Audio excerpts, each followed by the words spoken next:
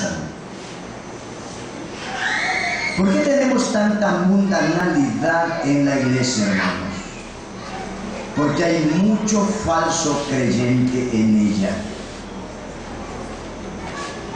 ¿Usted recuerda cuando el pueblo de Israel iba por el desierto?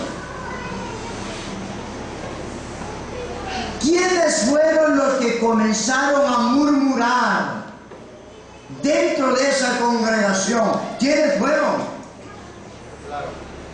Fueron los extranjeros que se habían mezclado entre ellos. Ellos fueron.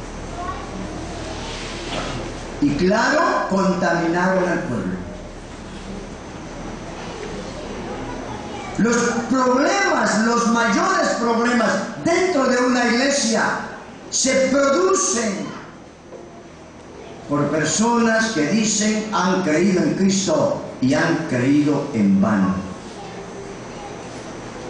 Y usted quiere cambiarlos, qué difícil. ¿Cómo los va a cambiar si Jesús no los ha cambiado todavía?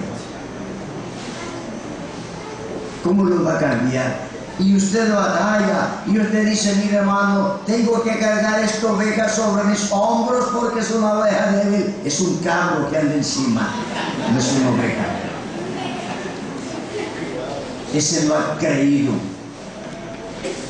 Es un falso convertido que dijo que recibía a Jesús, pero en su vida no hay ningún cambio. Hermanos, salvación implica un cambio radical en su vida. Piense acerca de lo que Cristo dijo sobre lo que cuesta seguirle como su discípulo. Él presentó esto de una forma franca. Él dice, porque ¿quién de vosotros, queriendo edificar una torre, no se sienta primero y calcula los gastos, a ver si tiene lo que necesita para acabarla? No sea que después que haya puesto el cimiento y no pueda acabarla, todos los que lo vean comiencen a hacer burla de él diciendo, este hombre comenzó a edificar y no pudo acabar. Muchas veces una falsa conversión, una conversión que brota pronto, se debe a la predicación de un falso evangelio. A eso se debe. A la predicación de un falso evangelio. Y usted me va a decir, bueno hermano, es verdad, se está predicando tanto falso evangelio allá en las denominaciones. Y en las salas evangélicas no. También. ¿También? ¿O usted cree que no? Sí. Sí se está haciendo. Hoy en día, a menudo se trata del evangelio moderno, el evangelio de la felicidad, el evangelio de la prosperidad, el evangelio del bienestar, de la salud del cuerpo. Y tras de eso hay miles de personas yendo. ¿Quieren lograr una mejor posición económica? ¿Quieren ahorrarse los problemas que la vida trae? ¿Quieren vivir una vida saludable físicamente? Y por eso dice que se llegan al Señor. ¿Ese es el evangelio que hemos oído? Ese es el evangelio que han escuchado. Muchos quieren ofrecer a Cristo como una mejora de vida. Y le dice, bueno amigo, acepte a Cristo en su corazón y le irá muy bien. Usted será feliz, usted será bendecido, usted será prosperado, usted andará en victoria. ¿Sí? Bendecido, prosperado y en victoria. El eslogan de aquel presidente nicaragüense, ¿verdad? Y los religiosos evangélicos se lo robaron y ahora ese es el eslogan de ellos. Bendecido, prosperado y en victoria. Y muchas veces nosotros que tenemos la verdad, por lo menos la tenemos, estamos también predicando ese tipo de evangelio. Y si no estamos predicando ese tipo de evangelio, estamos predicando un evangelio encaramelado, que haga cosquilla en el oído, que guste,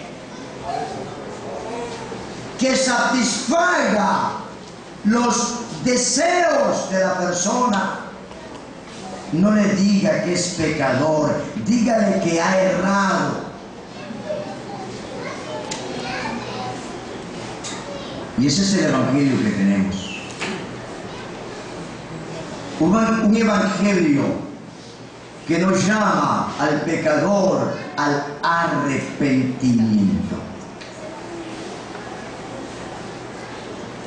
Y muchas personas abrazan este tipo de evangelio. No obstante, hermanos, el verdadero evangelio, el evangelio del Señor Jesucristo, no se trata tanto de felicidad, sino de justicia.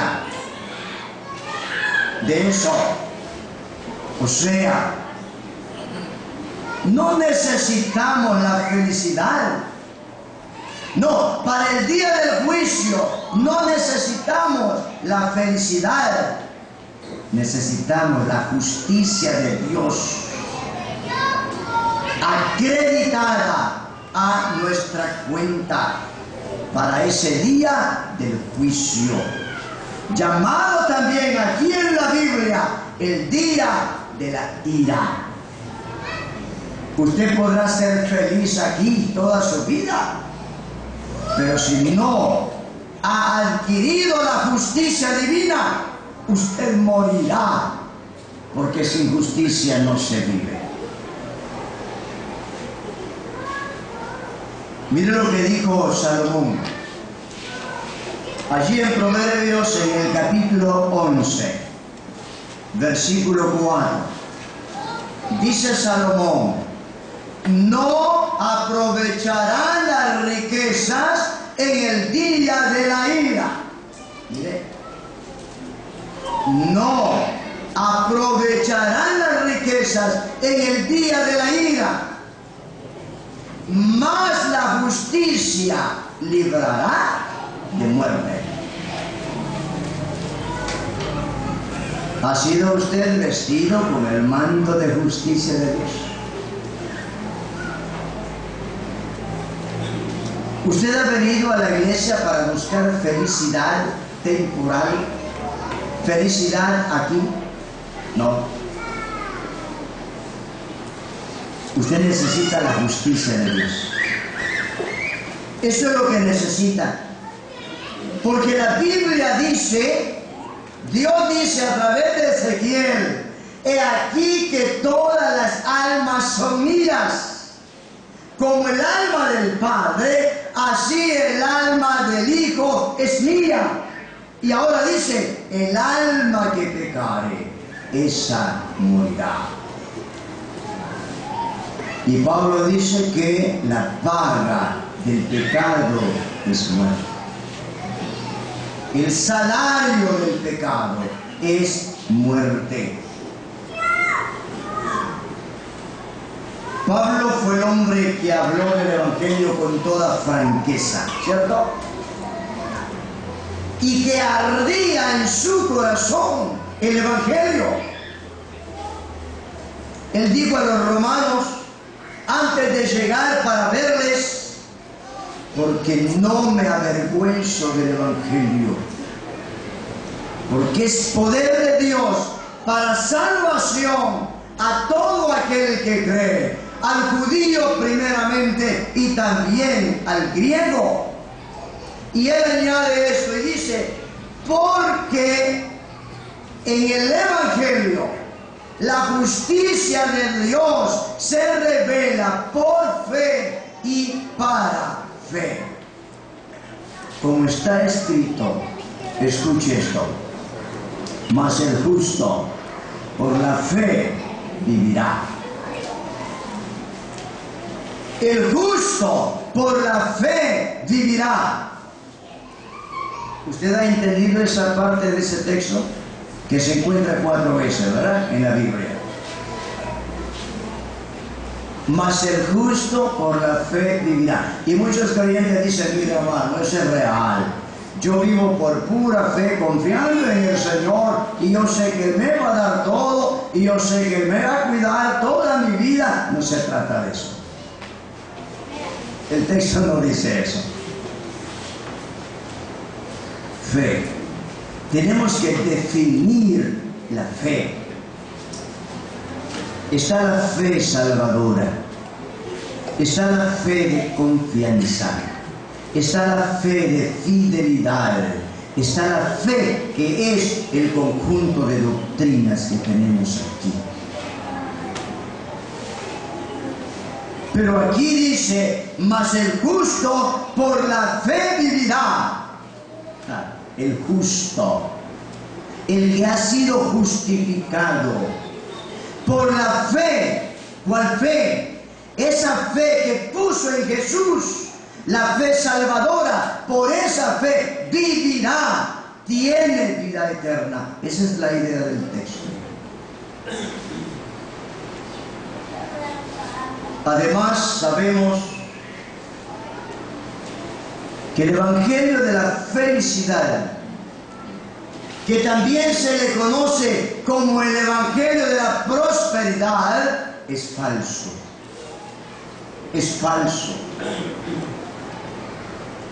Es el Evangelio del que Pablo habla a los Gálatas, ¿recuerdan? Otro Evangelio.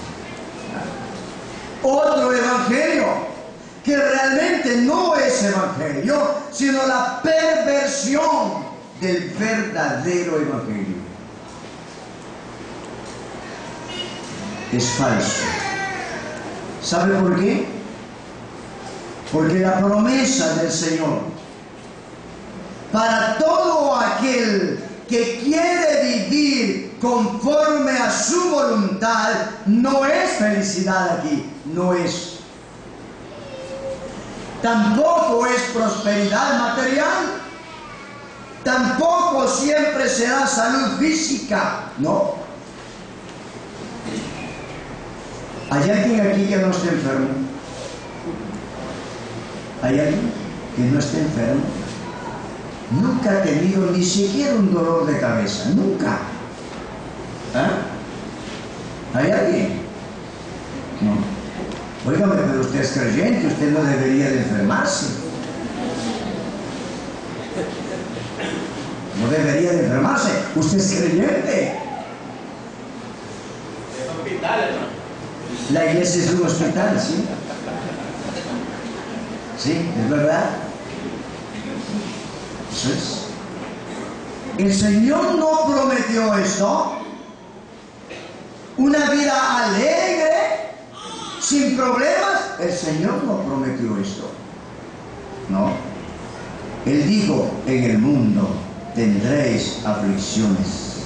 ¿Por qué estos mentirosos dicen que usted puede ser feliz las 24 horas, los 365 días del año? ¿Por qué? Si Jesús dijo, en el mundo tendréis aflicción. Pero aquí no hay ni un creyente pobre, ¿verdad que no? Económicamente. ¿Todos son ricos, hermanos? ¿Todos? Óigame, si aquí hay un pobre es que no es creyente, ¿verdad? Eso es lo que dice el falso evangelio, ¿no? Si usted es pobre es que no es creyente, o por lo menos usted no está dando, no está sembrando, pactando. Entonces usted dice, voy a pactar, realmente voy a hacerlo. Y envió su pacto, ¿no? Y usted sigue igual o peor. Y usted reclama, dice, oiga, mi hermano, yo estoy pactando y yo sigo peor. Es que usted no tiene fe. Vale. El caso es que se la arreglan siempre, ¿verdad? No, hermanos. Dios más bien nos ha dicho que habrá persecución. Nos ha dicho que habrán pruebas, que habrá tribulaciones, que habrá tentaciones. No perdamos de vista de que nosotros los creyentes verdaderos somos los hijos de Dios, viviendo en un mundo controlado por el diablo. El enemigo de nuestro Padre Celestial. ¿Qué más podríamos esperar? ¿Qué más? Dijo Pablo, escribiendo a su hijo en la fe Timoteo, en la segunda carta, en el capítulo 3, versículo 12. Y también, todos los que quieren vivir piadosamente en Cristo padecerán persecución. Pero hoy hay creyentes que no quieren sufrir por el Señor, ¿sí? No quieren sufrir por el Señor. Y no estamos hablando de sufrimientos que llevan de repente castigo en el cuerpo. No, burlas, ni siquiera eso. Ni siquiera eso. Una joven, hablando con ella, porque llegó al Señor y se bautizó, dice que es creyente, o yo creo que sí, y entonces abandonó los pantalones, y allá ella es una catedrática, y allá donde la clase de sus compañeras comenzaron a reírse de ella y a burlarse de ella, y de pronto ella apareció otra vez con sus pantalones. ¿Y qué pasó, hermana? Hermano, usted no sabe cómo se burlan de mí, porque ando con vestido. Viera cómo se burlan. No soporto, tengo que andar con los pantalones, mire. Y yo dije a ella, ¿usted ha creído de verdad? ¿Usted es creyente? Hermanos, ¿cuántas cosas permitimos en la vida porque no queremos enfrentar los problemas que se nos vienen como creyentes? El Señor fue franco en relación a eso. Él dijo que el mundo nos aborrecería. ¿Usted espera que el mundo le ame? ¿Sabe cuándo el mundo le va a amar a usted? ¿Sabe cuándo? Cuando usted lo ame a Él. Entonces no habrá problema. Porque usted amando el mundo le va a amar a usted y los problemas se acabaron. La pregunta ¿es creyente? No es creyente. Porque no es posible amar al mundo.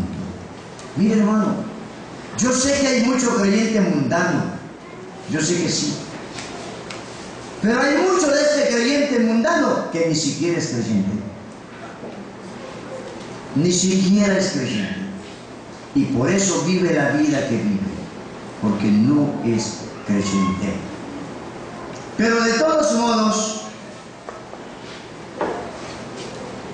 muchos hoy en día que aceptan este evangelio que les promete felicidad duradera aquí, que les promete una mejora de vida.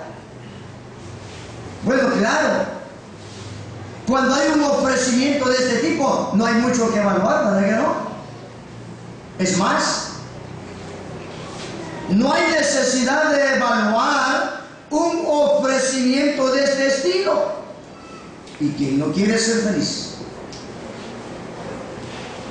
¿Quién no quiere felicidad duradera? ¿Quién no quiere prosperidad? ¿Quién no quiere una mejora de vida? ¿Quién, hermano? ¿Aquí alguien?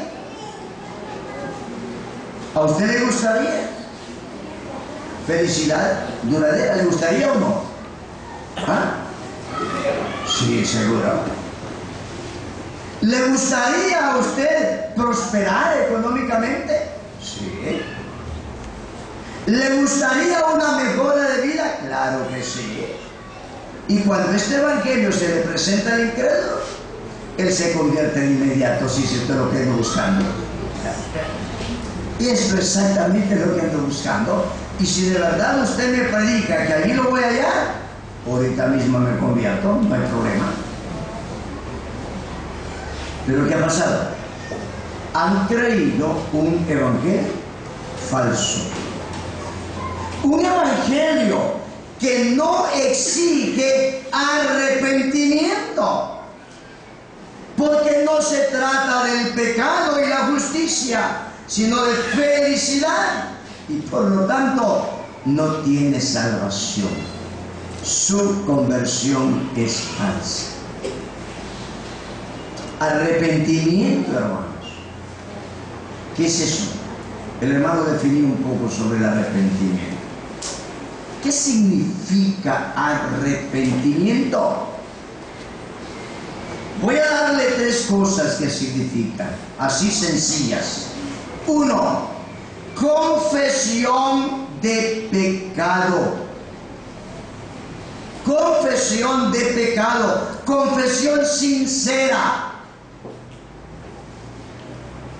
Pero usted va a confesar cuando sabe que ha pecado, ¿verdad? Pero si usted cree que no ha pecado, no va a confesar nada.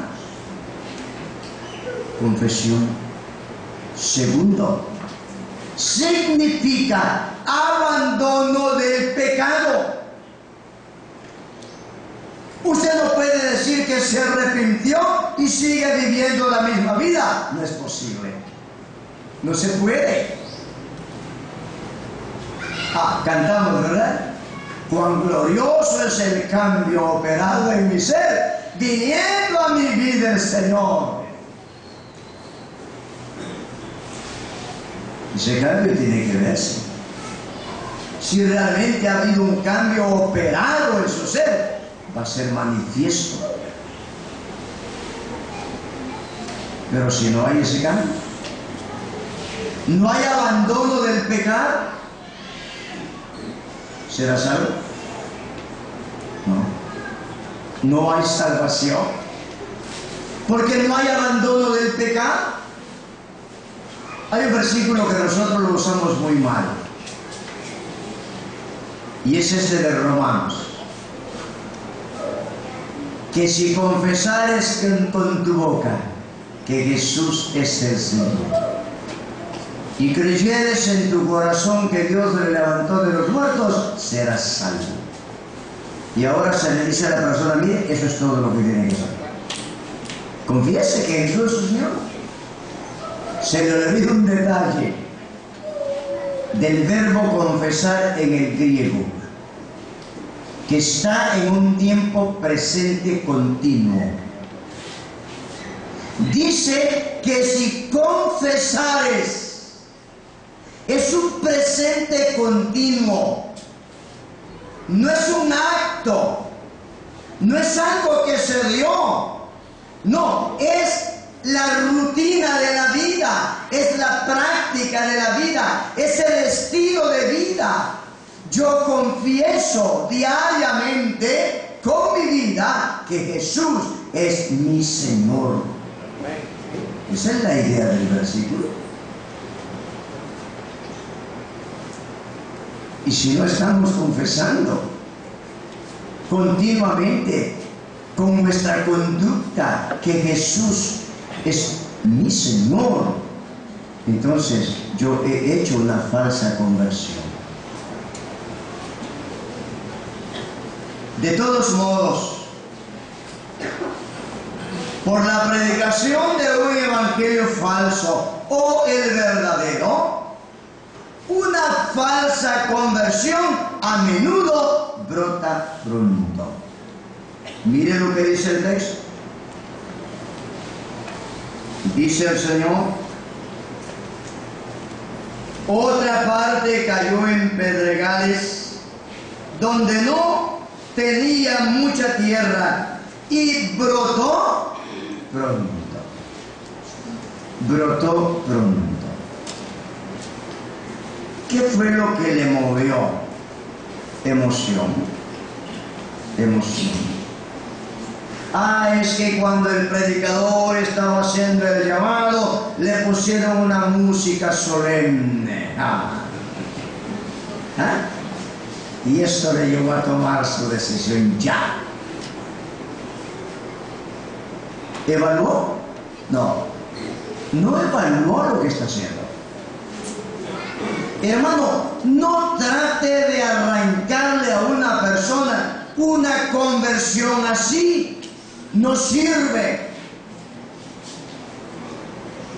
Ayúdele a que él evalúe lo que está haciendo para saber si sabe él lo que está haciendo. Y muchos más tarde dicen: es que yo de verdad ni siquiera sabía lo que estaba haciendo. Por lo menos los que han tenido valor lo dicen.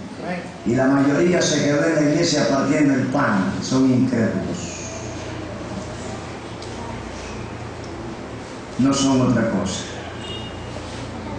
Los resultados de una falsa conversión son inmediatos.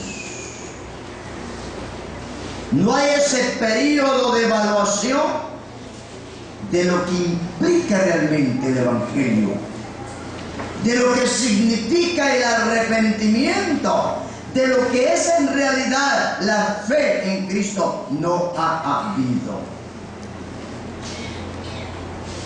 Bueno, claro, uno puede tal vez evaluar las malas noticias del infierno y las buenas nuevas de la salvación en cuestión de segundos.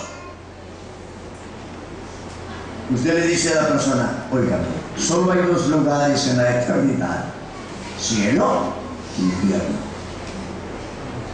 ¿A cuál de los dos quiere ir? Y él dice: yo quiero ir al cielo. ¿Usted quiere ir al cielo? Sí. Bueno, acepte a Cristo hoy mismo. Si dice: yo lo acepto porque quiero ir al cielo. ¡Qué rapidito, hermano! Rapidito. ¿Y quién no puede evaluar eso? Hasta los niños pueden hacerlo. Usted le pregunta al niño: ¿usted quiere ir al infierno? No, dice no. ¿Quiere ir al cielo? Sí, yo quiero ir al cielo. Bueno.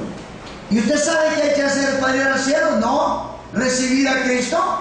Eso sí. ¿Quiere hacerlo? Sí, quiero hacerlo. Hágalo. Ore conmigo. Ya estuvo. Ya es salvo. Qué triste, hermanos. Y esa es la historia de la iglesia. Y por ello hay tantos falsos dentro de la iglesia. No es otra cosa. Acuérdese, hermano, para que se produzca una conversión verdadera, siempre hay un tiempo de evaluación. ¿Por qué? Porque el cambio que el Señor Jesucristo exige es radical. Es un cambio de 180 grados que se llama arrepentimiento.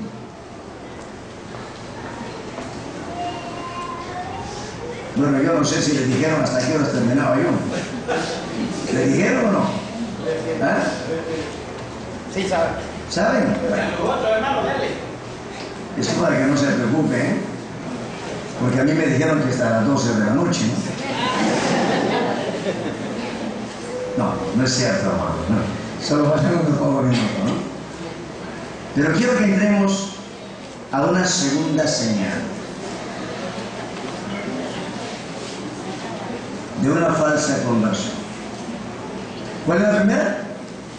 Resultados inmediatos. Resultados inmediatos. Brota pronto. No hay evaluación de nada. Es llevado por la emoción y toma una decisión y hace una confesión hueca. Creyó en vano. Segunda, en una falsa conversión también hay falta de humildad.